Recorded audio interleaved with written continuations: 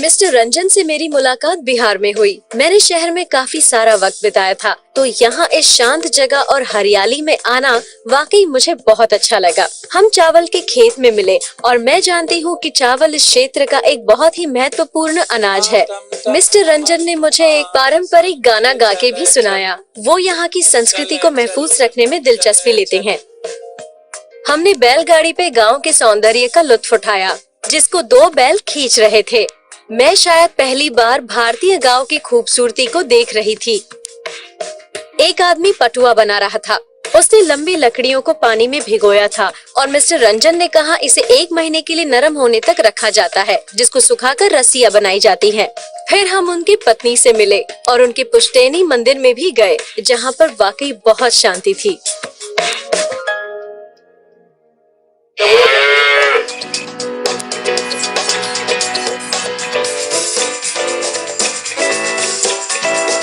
इन गांव के हर घर में पालतू जानवर होते हैं, खास करके गाय, और इस क्षेत्र में आज भी गाय का दूध हाथों से निकाला जाता है, न कि मशीन से। तो सर, शायद मुझे ये तरीका सिखाने वाले हैं। मैं थोड़ी सी नर्वस हूँ। दूध का तो महत्व जीवन में सबसे महत्वपूर्ण है। दूध से दुनिया की सारी चीजें, बहुत सारी चीजें बनती है, जो दूध स्वास्थ्य के लिए सबसे महत्वपूर्ण है। और इसको अभी मैं दूधता हूँ, ये कम से कम 10 लीटर से ऊपर दूध देती है ये गाय। आपको मैं बताता हूँ कि दूध स्वास्थ्य के लिए फायदेमंद है।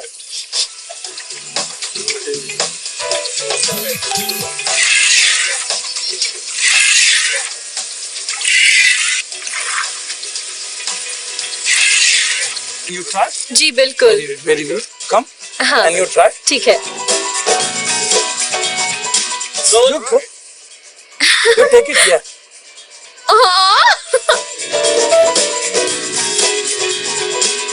दूध नहीं आ रहा No है। problem. You take it. You try.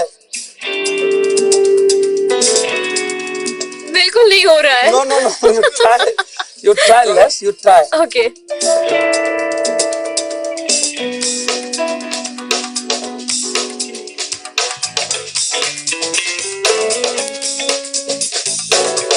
ये जितना आसान दिखता है उतना है नहीं।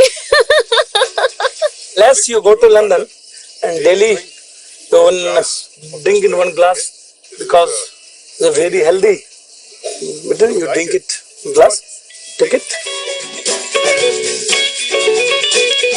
थोड़ा गर्म है। Very warm. Very nice. Very nice. मुझे दूध पीना बहुत पसंद है, लेकिन मैंने कभी इस तरह से गाय का दूध निकाल के नहीं पिया।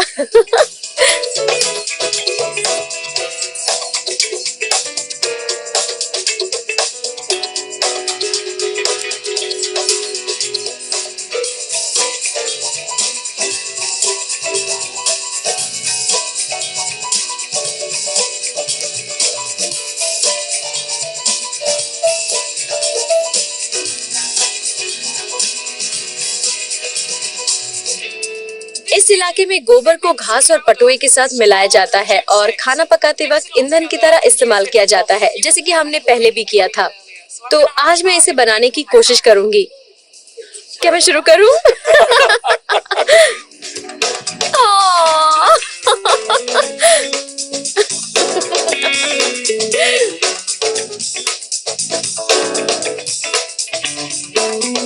ओके। मुझे यकीन है ये बढ़िया ईंधन होगा, लेकिन इसे बनाना आसान नहीं है।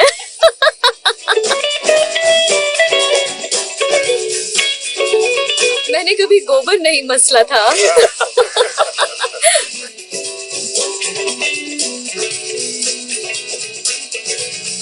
एक्सपर्ट बनने के लिए थोड़ी और प्रैक्टिस जरूरी है, लेकिन मेरा बनाया हुआ भी शायद चल जाए। क्यों? दूसरी बात जो मैंने सीखी वो था गोबर से ईंधन बनाना। पहले हम गोबर को मलते हैं, फिर उसमें घास डालते हैं और पटुआ मिलाकर उसे सुखाते हैं। पहले मुझे थोड़ा अजीब लगा, लेकिन बाद में मुझे बहुत मजा आया। ये बहुत ही अलग अनुभव था। अपने दिन की शुरुआत पारंपरिक बिहारी ब्रेकफास्ट से करेंगे, जो आजकल इस इलाके में इतना नहीं खाया जाता है। हमारे पास यहाँ चूरा है जो चावल से बनाया जाता है, थोड़ा दही है, थोड़ा गुड़ भी है जो गन्ने के रस से बनाया जाता है।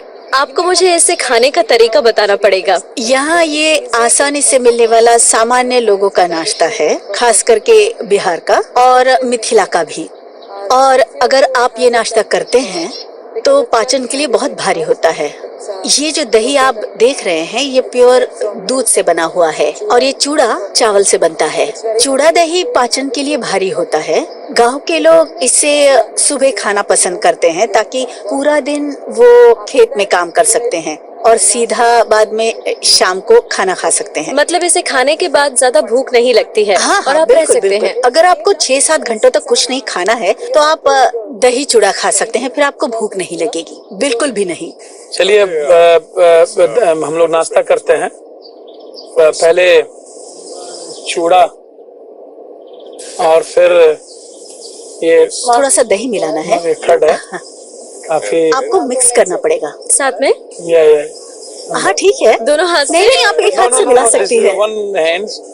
ये गुड़ है, काफी जो मैंने बताया आपको कि गन्ने से ये गुड़ बनते हैं। काफी गांव में पहले ये गुड़ ही ज्यादा इम्पोर्टेंट है। पोटैटो ये इसको आलू दम कहा जाता है। ये आलू से बनता है। ये चूंकि ये उनके साथ दही और मीठा के साथ ये काफी नमकीन है और आमतौर पर इसे चूड़ा और दही के साथ परोसा जाता है इसका जायका बढ़ाने के लिए। और ये मिर्च है, नमक ये है। मुझे खानी पड़ेगी। हाँ, ये सुपाच्य से मिर्च आपकी सेहत के लिए बहुत फायदेमंद है और दिन में आपको एक सुपाच्य तो के लिए खाना भी चाहिए। काफी है। सुपाच्य करता है इसको। तो यहाँ मीठा और नमकीन दोनों है। हाँ बिल्कुल, आपको इसे थोड़े नमक के साथ और देसी दही के दिया। साथ मिलाकर खाना होता है इस तरह। ओके, मिक्स कर ट्राई कीजिए। Story in India. मिक्स कैसा लगा? ये बहुत ही अच्छा है। अच्छा लगा? बहुत ही बढ़िया। चावल का स्वाद बहुत अच्छा आ रहा है। दही का खट्टापन भी है और साथ में पसंद गुड़ की आएगा। मिठास भी।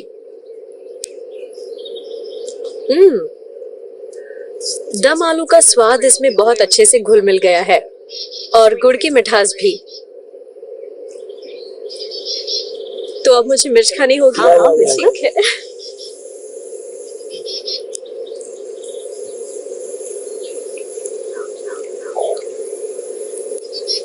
ये बहुत तीखी है। काफी जलन हो रही है। हाँ बिल्कुल, बेहद सही तीखा कहा है। आपने। ओह, ये मेरे लिए बहुत तीखा है। वाकई बहुत तीखा। हाँ तीखा है। पहले जमाने में ये नाश्ता बिहार के हर घर में पाया जाता था, मगर अब ये भुलाया जा रहा है। नाश्ता खत्म होते ही हम इस जगह की 2 और डिशेस बनाने वाले हैं जो यहाँ की पारंपरिक डिशेस हैं।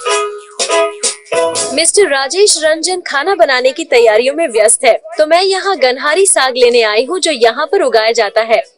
मैं इसे जरा सा खा के देखती हूँ। इसका स्वाद इतना तेज नहीं है, मगर मुझे पता है ये बदलेगा।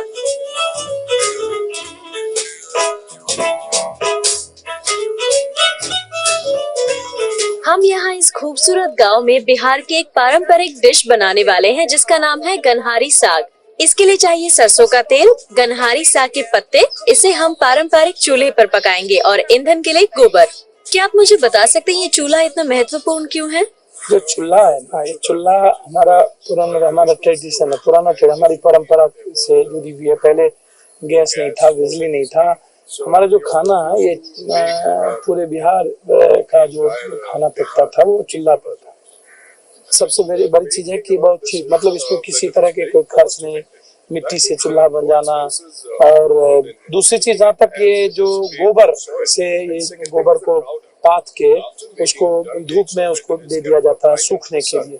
पाता जाता है छोटा छोटा गोबर, और वो जो सूखता है तो फिर सूखने के बाद वो चूल्हे में वो आग का काम करता है। आप देखिएगा कि जहाँ धुआं होगा ना वहां पर आपको किसी भी तरह के मच्छर और किसी भी तरह की मक्खी, किसी भी तरह की चीजें वहां नहीं बैठेगी। तो ये सबसे महत्वपूर्ण है कि हमको बहुत ही सस्ते रूप में सभी चीजें मतलब बिना किसी कम खर्चों में हर चीज उपलब्ध है गांव में, समाज में, और हर व्यक्ति चूल्हे पर खाना बना करके खाता है। ओके, मैं बनाना शुरू करता हूँ। गेनहारी का ये साग है, इसको निश्चित रूप से समझता हूँ कि आज हम घी के बजाय इस्तेमाल करेंगे सरसों का तेल। मसाले डालने से पहले तेल का गर्म होना बहुत जरूरी है। ये डिश कितनी पुरानी है? ये पाँच फोड़ना है। ये पाँच फोड़न इसमें डालती, बहुत ही इसका महत्व है। पाँच फोड़ना डाला जाता है और फोड़ने के बाद हम मिर्च डालेंगे, चिली डालेंगे, उसके बाद साग। ये है तो साग जो है, ये जो कितना पुराना है ये उतना महत्व नहीं है। महत्व इस बात का है कि यह साग जो है, ये साग बहुत ही पौष्टिक है। ये ब्लड पैदा करता है, शरीर में ये ताकत देती है। और आम से खास लोग इसको अवेल करते हैं, खाते हैं। लागत है वो बहुत कम है और इसको खरीदने में भी जो खर्च है वो बहुत कम है। और दूसरा चीप इस बेस में है कि सभी मतलब आम लोग गांव में, किसान या छोटे मध्यम वर्ग के जो मजदूर हैं, वो भी यदि उनके पास छोटी सी खेत है, उसको बाड़ी कहा जाता है हम लोग के यहाँ, पीछे में बाड़ी है, छोटा खेत है, तो उसमें भी तरह तरह की सब्जियां उपजाते हैं, तो साग भी उसमें पैदा कर लेते हैं। उससे होता क्या है कि महीने दिन, 2 महीने 3 महीने उनका साग चल जाता है। और साग से वो मतलब उसके पास यदि अर्थ का अभाव हो, उसके पास इकोनॉमिक प्रॉब्लम हो, तो इन सागों को भी खा करके वो अपने जीवन को गुजर बसर कर सकते हैं। अब आगे क्या करना है? ये नेक्स्ट अब मैं इसको नमक डालूंगा। अच्छा, नमक डालना है। साल्ट है, इसको नमक डालने के बाद तो ये खाना सेहत के लिए बहुत अच्छा होता है। बहुत ही पौष्टिक है। और उसके बाद हम इसको जीरा डालेंगे। जीरा थोड़ा सा डालते हैं। जीरा ये काफी टेस्ट को लाता है, स्वाद को पैदा करता है जीरा। और जीरा के बाद इसको धनिया, ये भी स्वाद को लाने में धनिया का भी बहुत महत्वपूर्ण, माना उसको टेस्टी बनाता है किसी भी सब्जी को, किसी भी साग को। ये बहुत ही मतलब स्वादिष्ट बनाने में कोऑपरेट करता है। अगर यहाँ के किसान और स्थानीय लोगों के पास जमीन हो तो इसे वहाँ पर उगाया जा सकता है। ये बहुत ही पौष्टिक है और खेतों में काम करने वाले लोगों के लिए बहुत ही फायदेमंद है। इसके बगल में मिर्च भी उगाई जा सकती है जो बहुत अच्छा जायका देती है। इनको बनाने में बहुत प्रॉब्लम नहीं है। हमने पहले मैं इसमें तेल 2 चम्मच से 1.5 चम्मच तेल लगते हैं, नमक और 4-5 मिर्च, और बहुत जल्दी में बहुत ही इसको, क्योंकि चूंकि ये साग एक ऐसी चीजें हैं जो सलाद में भी साग को डाल के खा लेते हैं। मूली का पत्ता होता है वो भी साग है, उसको भी, मूली के पत्ते को भी साग के रूप में कहा जाता है। इसलिए इसको बनाने में ना तो बहुत ज्यादा सामान लगता है, ना मसाला लगता है, ना किसी भी चीजों की जरूरत पड़ती है। नमक, तेल, मिर्च डाल करके और थोड़ी सी टेस्ट के लिए, स्वाद के लिए धनिया या जीरा डालो और उसके बाद ये 10-15 से 15 मिनट में बन करके साग तैयार हो जाता है।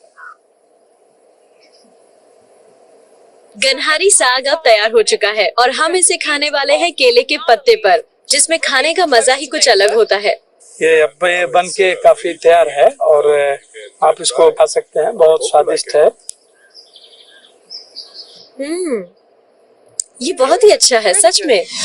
पहली डिश जो मुझे मिस्टर रंजन ने सिखाई उसका नाम था गनहारी साग। हमने उसे एक चावल के खेत के बगल में पेड़ के नीचे बिना हमारे जूतों के बनाया। हमने पारंपरिक चूल्हे पर पकाया जिसमें गोबर का इस्तेमाल होता है, जो कि यहाँ का एक पारंपरिक तरीका है खाना बनाने का। मैंने खुद ही गनहारी साग खरीदा और वो बहुत ही स्वादिष्ट और पौष्टिक था। मिस्टर रामजन ने मुझे बताया कि इसे खूब खाया जाता है और यहाँ के किसान इसे पूरे दिन भर के पोषण के लिए खाते हैं। हमने घी के बजाय सरसों के तेल का इस्तेमाल किया, जो मेरे लिए एक अच्छी बात थी क्योंकि मैंने कभी भी सरसों के तेल में खाना नहीं पकाया था। साथ ही मैंने ज्यादातर मांसाहारी डिशेस बनाई हैं, तो इस शाकाहारी डिश को सीखना एक बहुत अच्छा अनुभव था।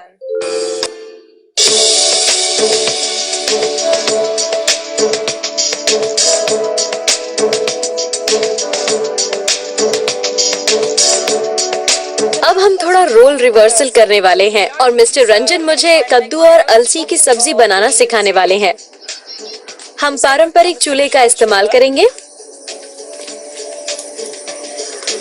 अब तक मैंने काफी ज्यादा तेल का इस्तेमाल किया है, लेकिन पूर्व भारत में खाना पकाते वक्त ज्यादा तेल नहीं डाला जाता है। क्या मैंने सही कहा? तेल गर्म हो जाता है, उसके बाद हम तेज पत्ता डालते हैं। अब आप डालें। Okay, put the chilli, red chilli, 4-5 piece. 4 से 5। Okay okay okay. तेल बहुत गर्म है। Only put the yeah.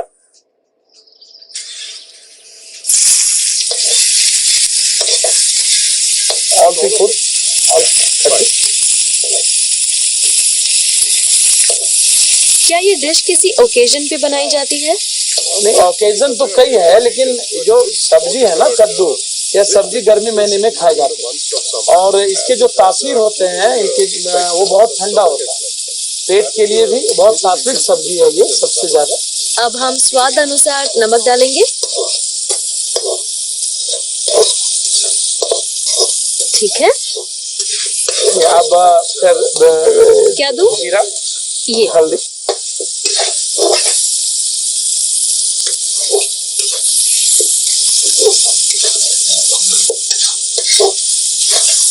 ना फिर जीरा,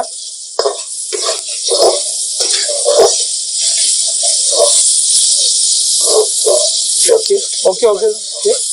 आप धनिया, धनिया, ओके ओके। तो इसका जो मैंने कहा कि ये जो कद्दू है, कद्दू दरअसल में काफी ज्यादा देखे गए हैं कि एक तो कद्दू बहुत ही पुरानी सब्जी है। ये आम से खास सभी लोग इसको खाते हैं, चाहे वो बड़े लोग हों, कमजोर लोग हों, किसान हों, मिडिल क्लास के लोग हों, सभी लोग इसको यूज करते हैं। इसके कारण है कि ये स्वास्थ्य के लिए काफी फायदेमंद है और सात्विक सब्जी इसको माना जाता है। अब हम इसकी मुख्य सामग्री डालेंगे जो है अलसी, तकरीबन 3 चम्मच। फुल 3 बड़े चम्मच।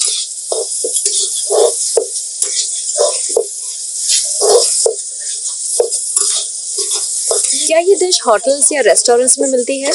ये होटल में, 5 स्टार होटल में इसको बहुत कम देखा गया है या अन्य होटलों में बहुत कम देखा जाता है। जो गांव वाले शहर हैं, जो बगल के शहर है, वहाँ तो कद्दू हो सकता है मिल जाए, किसी के कद्दू, लोकल कद्दू, लेकिन आप यदि बड़े शहरों में जाएंगे तो वहाँ कद्दू नहीं मिलता। दूसरा, इसका कद्दू का सबसे बड़ा महत्व यह है कि हमारे यहाँ जो सबसे बड़ा हिस्टोरिकल पर्व है वो है छठ, जिसको बहुत पवित्रता के साथ लोग मनाते हैं। तो छठ में कद्दू भात का खरना, उसको छठ के पहले खरना भात खाया जाता है, उसमें कद्दू भात खाया जाता है, खरना खाया जाता है। तो कद्दू का बहुत महत्व उसमें, उस पर्व में सबसे मतलब बड़ा महत्व है कद्दू भात का। हमारी माँ के लिए, बहनों के लिए जो छठ करती हैं, उसके लिए बहुत महत्व। इसे बनाना इतना मुश्किल नहीं था। लगता है ये तैयार है, तो चलिए इसे चखकर देखते हैं।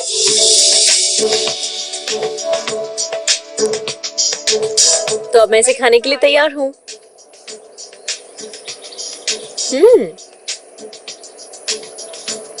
ये थोड़ा मीठा है।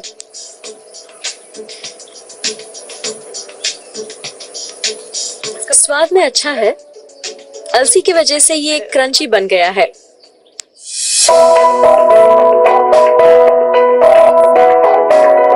मिस्टर रामजन शाकाहारी है और उन्होंने मेरे स्वागत के तौर पे मुझे एक शाही लंच दिया, जिसमें तकरीबन 20 डिशेस थी, जैसे कि आलू की सब्जी, केले की करी और बैंगन की सब्जी। सारी डिशेस बहुत ही लजीज थी। इतनी सारी लजीज डिशेस का बुफे मुझे बहुत पसंद आया। मैंने पेट भर के खाना खाया, शायद उससे भी थोड़ा और ज्यादा।